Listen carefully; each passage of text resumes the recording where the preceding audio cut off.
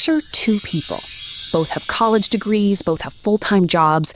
Together, they pull in $135,000 a year.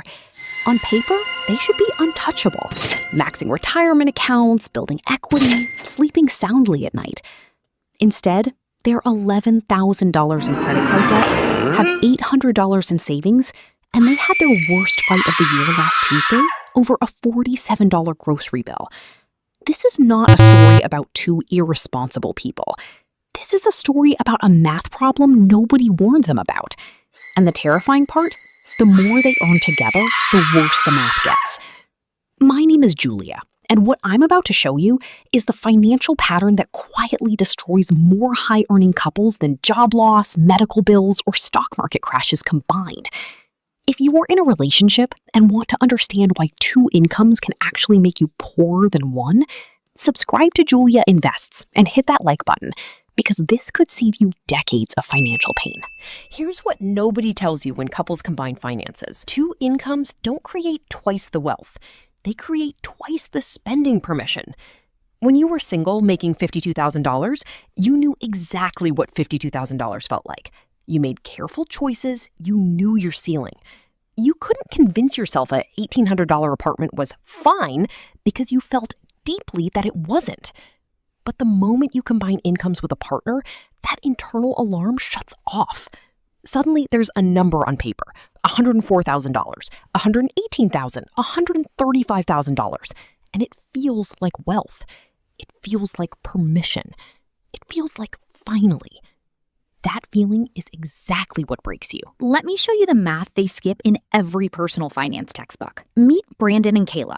Brandon makes $62,000. Kayla makes $58,000. $120,000 combined. Before they moved in together, this is what their individual lives looked like. Brandon rented a room in a shared house, $750 a month. Paid off Honda, no car payment. Food spending around $280 a month. Total expenses, $1,900 a month, saving $1,400 a month without trying. Kayla, small apartment with one roommate, $850 including utilities. No car payment, minimal subscriptions, saving $1,100 a month. Combined, before they ever shared an address, Brandon and Kayla were saving $2,500 a month, $30,000 a year, on $120,000 gross income. They were quietly, steadily building wealth. Not because they were financial warriors, just because they had no illusions about what their individual incomes could buy. Then they moved in together, and they made the decision that millions of couples make every single year. They decided to live like what they thought $120,000 should look like. Two-bedroom apartment in a walkable neighborhood, $2,700 a month. Not crazy for two people making six figures, right? Brandon's car had 140,000 miles. Time for something reliable, $490 a month. Kayla's car was fine, but honestly, she'd wanted something newer for a while, $410 a month. Groceries went from a combined $560 to $1,200. Date nights, 6 streaming services because they had different tastes and needed both. Gym membership, storage unit for the stuff that didn't fit. None of these decisions felt reckless. Every single one felt reasonable. Every single one felt earned. But here's what the spreadsheet said. Before moving in, combined expenses, $3,800 a month. After moving in, combined expenses, $7,400 a month. They nearly doubled their spending to celebrate combining incomes. And savings collapsed from $30,000 a year to $11,000 a year. They lost $19,000 in annual wealth building by moving in together. The couple that was supposed to be better off together became dramatically worse off the moment they started living like it. Here's the real math nobody shows you.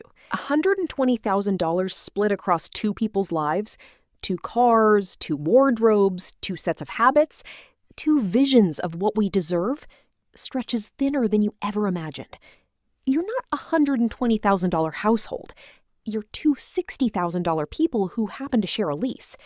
And the lifestyle you build together will almost always cost more than your separate lifestyles ever did. Not a little more, dramatically more. Because now every upgrade feels justified. We make 6 figures. That phrase, "we make 6 figures," is the most dangerous sentence in a relationship. It's not a statement of wealth. It's the beginning of a spending spiral with no natural ceiling. The trap locks shut in year 3, and this is where it gets vicious. Brandon and Kayla got raises, $144,000 combined now. They should feel better. They feel more anxious because the lifestyle inflated again to match the new income. Apartment renewed at $3,100, a trip they'd been delaying, better furniture, and now they're talking about starting a family. Kayla runs the numbers. After taxes, $1,900 a month in childcare, commuting costs, work expenses. Her $68,000 salary is delivering maybe $22,000 of real household benefit. She's working 50 hours a week, perpetually exhausted, for $22,000 that evaporates into their inflated cost of living. She brings up stepping back. Part-time, maybe, even just for a year. And here's where it hits like a punch to the stomach. They can't afford it, not because they don't make enough, because they built a life that requires every single dollar of both paychecks just to stay level. Brandon can't take the lower stress role he's been quietly considering. They need his exact current salary. Kayla can't take the leave she actually wants. They need her exact current paycheck. Now, let me show you what the same income looks like in different hands. Meet Marcus and Priya. Marcus makes $59,000. Priya makes $54,000. $113,000 combined, less than Brandon and Kayla. But before they signed a single lease together, they had one conversation that changed everything. 2 hours, laptops open, one question on the table. What if we tried to live on one income and saved the other? They ran the math. Marcus's take-home after taxes? About $41,000. Could they build a real life on that as a couple? They found a one-bedroom apartment, smaller than they could technically afford, for $1,350. Both kept their paid-off cars.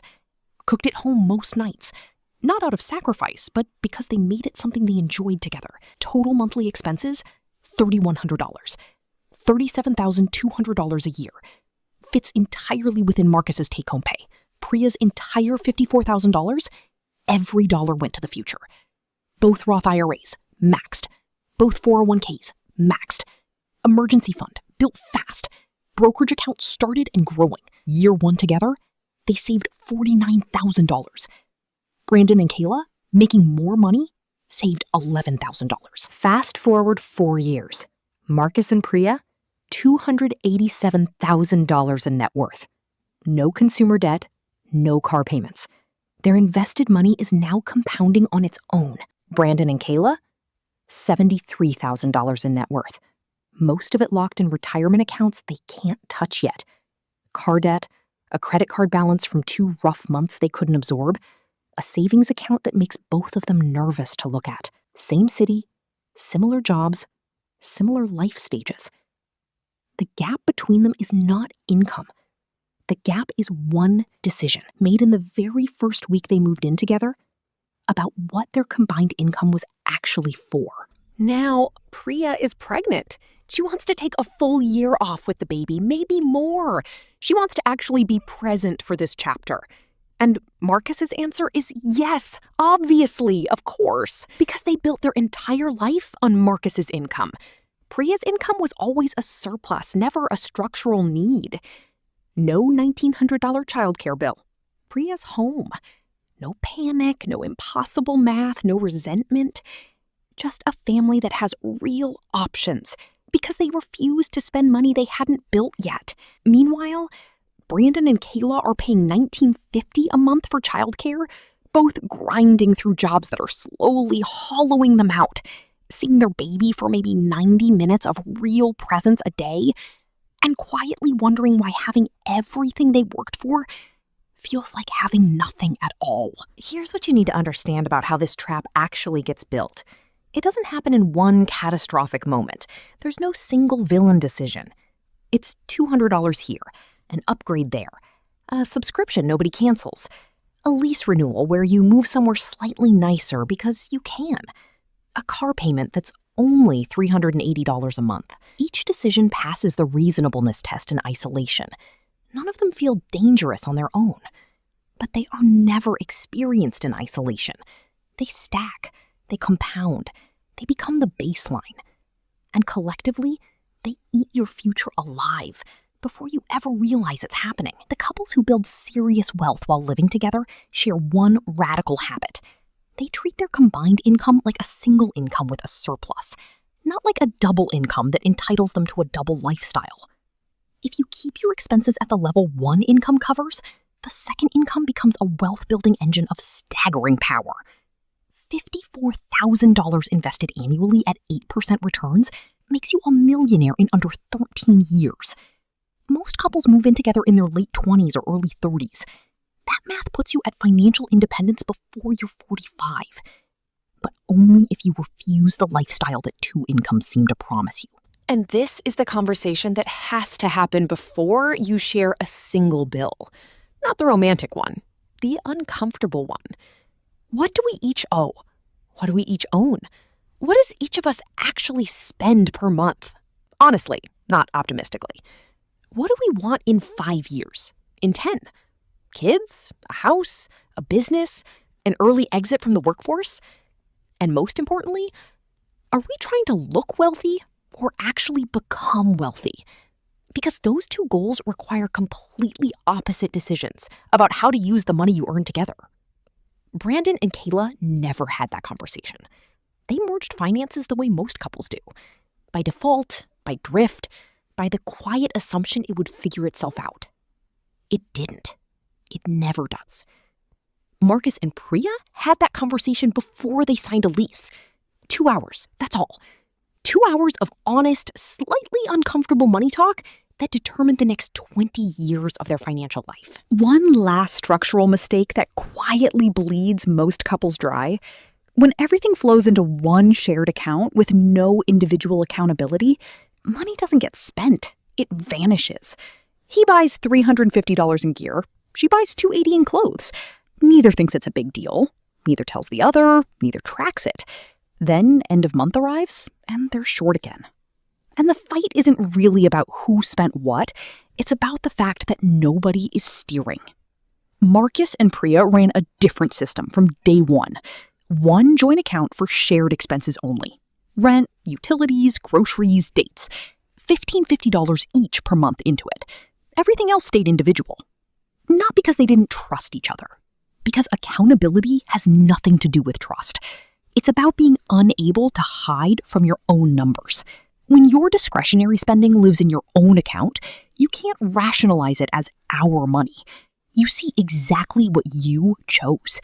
That visibility alone saves most couples thousands of dollars a year. So here's where you actually stand right now. If you're in a relationship and both of you are working, you are on one of two paths. There is no middle ground. Every month you don't choose deliberately is a month you choose by default. And default always means more spending, less saving. More lifestyle, less freedom. Do this one thing before anything else. Sit down with your partner and answer 2 questions, out loud, together. What are we actually trying to build? And what are we genuinely willing to give up right now in order to build it? That conversation is not romantic, but nothing is more romantic than being 44 years old with zero financial stress, real options, and a relationship that was never once poisoned by money fights. The more you earn together, the more powerful your choices become. That power can multiply your wealth, or it can multiply your spending. The math works the same either way. The outcome is entirely yours to determine. And the decision you make in the first month you share a life together will still be shaping your reality a decade from now. Choose deliberately. Because right now, whether you realize it or not, you are already choosing.